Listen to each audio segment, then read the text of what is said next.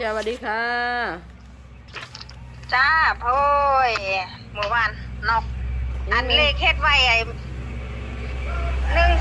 134ไอ้เลขล่าวทางน้อยทางล่าวยามบ่ส่งอันบัดไปส่งตัวใหม่ที่อันปู่เพิ่นส่งมาให้กายหาเลย เฮ้ยดวงเมื่อวานนี่เลขหลอกปูผู้ยาเลยยาว่าคักออกแต่ๆเฮ็ดได้ทุก 3-4อยู่รูปแบบเบิดยาว่าออก3-4 3น้อยเลยบ่แล้วไปออกฮอดลาวอีกยาเอ้ยเมื่อวานนี่ไอ้เฮ็ดยากตัวเฮ็ดยากอันเขาเจ้าเฮ็ดจังได๋บุยากก็บ่เข้าใจแต่กี้บ่พอสิอันนี้มันก็เข้าแต่ว่าพักนี้มันเป็นจังไดบุไอ้ข้าวสลัดหมดบ่ว่าแต่ประเทศเขาบ่ว่าแต่ประเทศเฮาบ่คิดว่านะจ้ะ FC ตายเรียบแล้วเป็นแบบนี้ออกแบบนี้เออออก3น้อยแล้วบ่แล้วยังมาออกลาวอยู่3-4เมื่อวานออกแต่โตะเก่าๆซ้ำเลขอันนี้ไผสิซื้อได้เนาะ ไผสิซื้อถือแม่นอยู่ไงจ้ามื้อนี้ย่าก็เฮ็ดแนวทางไว้ไอ้อยู่เฮ็ด3โตวก็เฮ็ดไอ้730แล้วก็604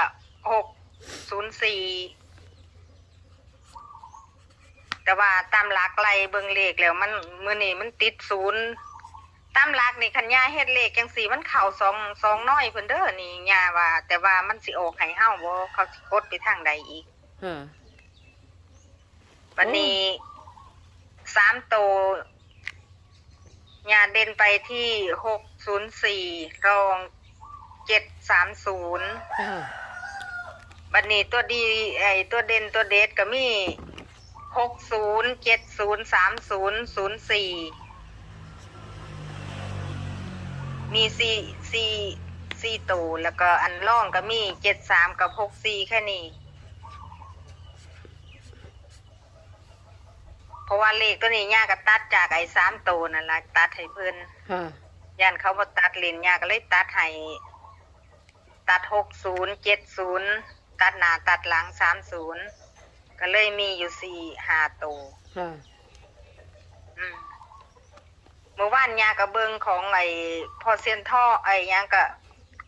เลขเล่ามาเข้า58บ่ค่ะผู้เซียนเมืองทองเนี่ยจ้ามื้อนี้คิดอยากซื้ออยู่ได้หั่นฝันดีว่าฝันนั่นเห็นภาพบิณฑบาตยาเคยฝันจังซี่ถ้าบ่ออก70มันต้องออก60ยาว่าหรือ04แค่นี้เองยาก็เลยฟันไอ้เฮ็ดไอ้ตัวเด็ดให้4ข้านนะก็คือ60 70 30 04ค่ะก็บ่ได้ตัดมาจากไสดอกตัดจากไอ้3ตัวนี่แหละค่ะ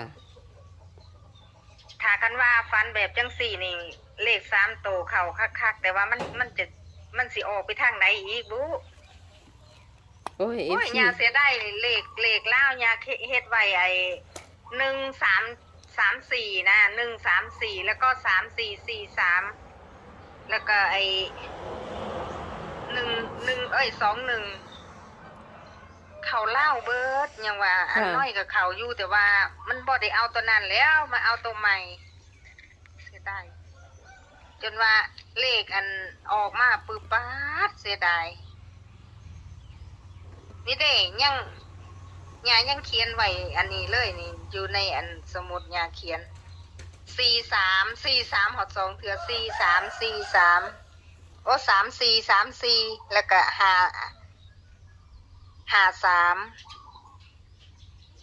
ให้ FC เพิ่นถึกในยาเอ้ยหลุดหลายมือแล้ว FC ก็จอยเบิ่นล่ะยังว่าอันบ่ว่าแต่ของไผน่ะมันบ่อันนี้เลยเดี๋ยวนี้มันเป็นจังได๋อ๋อคันออกคันคือหมู่บ้านนี่ก็ไผกับไผถอยยาเอ้ยตายเรียบแล้วคนลงทุนหมู่บ้านนี่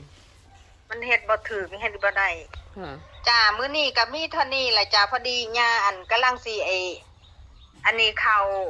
ยังว่าท่านได้แล้วอันฝนก็สิตกอีกโอ้ยจังแม่นฝนก็ได้มาตกอีหยังยามนี้ฝนยังมีอยู่อ่ะยาทั้งนั้นนะ ก็ยังว่ามือก้อนโต๊ะแห้งว่าสั่นนี่ก็คึมจนว่าอันนี้ต่างคนต่างอันนี้เข่าเพราะว่าตากเข่ากับตากเพราะว่าซ้ำใดซ้ำหนึ่งเพราะว่ามันบ่มีแดดนะ ทั้งนี้คือแดดแห้งเถอะยาทั้งบ้าน บ่มีแดดเลย อันนี้คึมฝนสิตกเพิ่นว่าฝนสิตกนะวันที่25นี่ถ้าเบิ่งมันคันตกนะก็โอ้ยก็ดีล่ะย่าได้ตากแห้งแล้วว่าสิอันนี้ใส่สอบแล้วก็สิยกขึ้นอันเหล่าไว้ให้มันแล้ว ค่ะ บิณฑบาตเห็นบ่ย่าว่าเลขมื้อนี้มันติดศูนย์ ค่ะ มั่นใจว่ามีศูนย์คักๆเลยคันว่าผู้ใดเล่นแลนนี่ย่าฟันธงเลยว่าศูนย์คักๆพระบิ เม็ ณ ด ฑ เดี บา ยว ต เล นี่ ยศูนย์นี่ พระบิณฑบาตนี่พระจักองค์ยา องค์เดียว พระบิณฑบาตพระอุ้มบาตรค่ะ พระอุ้มบาทย่าเคยสังเกตว่าย่าฝันว่าเห็นพระอุ้มบาท70มาแน่นอนเลย70แล้วยานี่มัก70เป็นบ่ จ้ามัก70มักหลายกว่าหมู่70แต่ว่าไอ้ตัวที่3ตัวนี้ที่ว่าไอ้603004อันนี้ก็คือย่านมันไปร้อยออกนะย่าก็เลยให้ทั้ง4ข้างตัวนี้ ค่ะ ตัวรองก็คือ73กับ64แค่นั้น ค่ะเลขย่าเกาะกระมุนออกมาจาก3ตัว2คู่บนนี่เนาะ แม่นย่าหมุนให้อัน3โตวนี่ละ ค่ะ บ่ต้องให้เขามาเฮ็ดเอานะคือย่าเฮ็ดให้เลย ค่ะ ก็มีเท่านี้ล่ะแม่มอันขอให้เพิ่นโชคดีแน่โอ้มื้อนี้ก็ได้เมื่อวานก็หลุด ค่ะให้เพิ่นโชว์ให้เพิ่นมานจักมือในยาพ่อ FC เพิ่นมี จ้า แฮงมีกำลังใจแน่รุดซุมือหลาย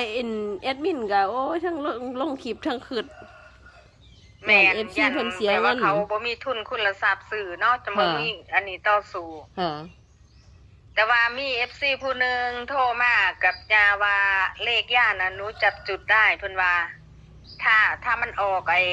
ครั้งแรก ทีนี้เลขมันจะลดแต้มหนึ่งเขาเล่นนั่นลดแต้มหนึ่งถูกเสมอย่าว่าเข้าใจเฮ็ดเนาะอย่าวางสิดูสังเกตดูว่าเลขวันไหนที่ว่า ถ้าออกก่อนปั๊บอย่างนี้ เลขของญาติมันจะลดแต้มจนสุดเวียงเลยจนสุดเลยเพิ่นวางสิแต่ว่าเพิ่นเฮ็ดเพิ่นถือซุมือแหมเพิ่นเข้าใจเฮ็ดเนาะย่าก็บ่รู้คือกันนั่นแล้วแต่อันนี้ เห็นบ่เมื่อวานนั้นที่ย่าให้ไอ้อีหยังนี่ไอ้เพิ่นว่าไอ้61เพิ่นก็มาซื้อ091ก็ได้เพิ่นว่ามันต้องขึ้นแต้มลงแต้มเพิ่นวาจั่งซั่นนะเพิ่นฮู้จักเฮ็ดเนาะย่าก็บ่ฮู้คือกันถือว่าเพิ่นมีดวงล่ะไปย่าจ้าก็คือว่าดวงเขาดีเนาะก็โชคดีไปผู้บ่ฮู้จักเฮ็ดบ่มีดวงก็กินแหวตามเคย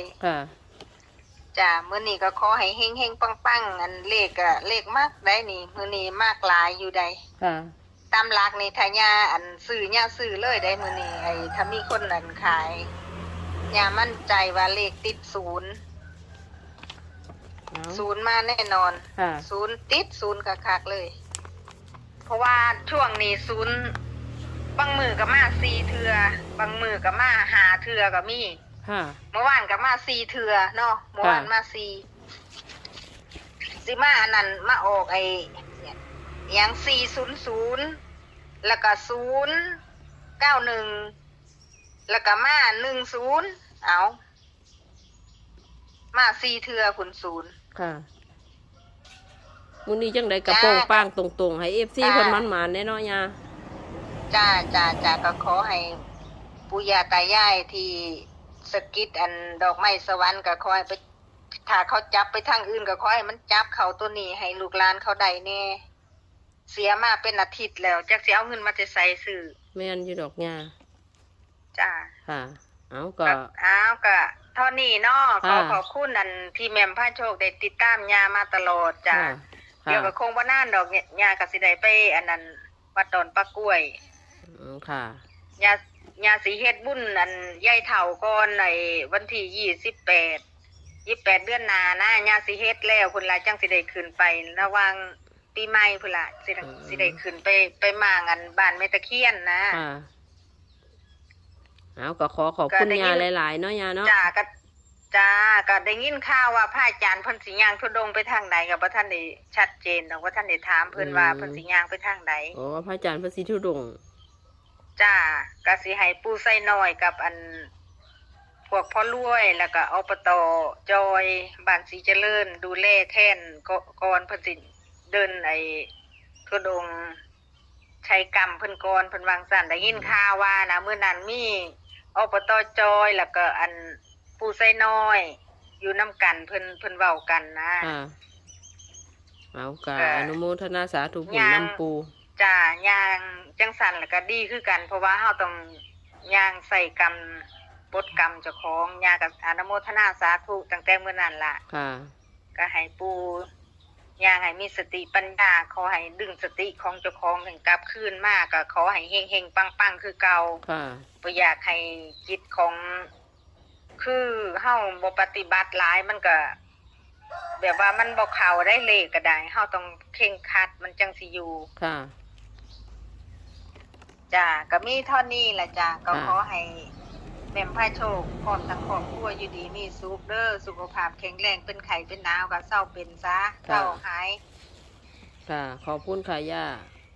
ค่ะค่ะสวัสดีค่ะสาธุแค่นี้เนาะค่ะสวัสดีค่ะย่าจ้าสวัสดีค่ะ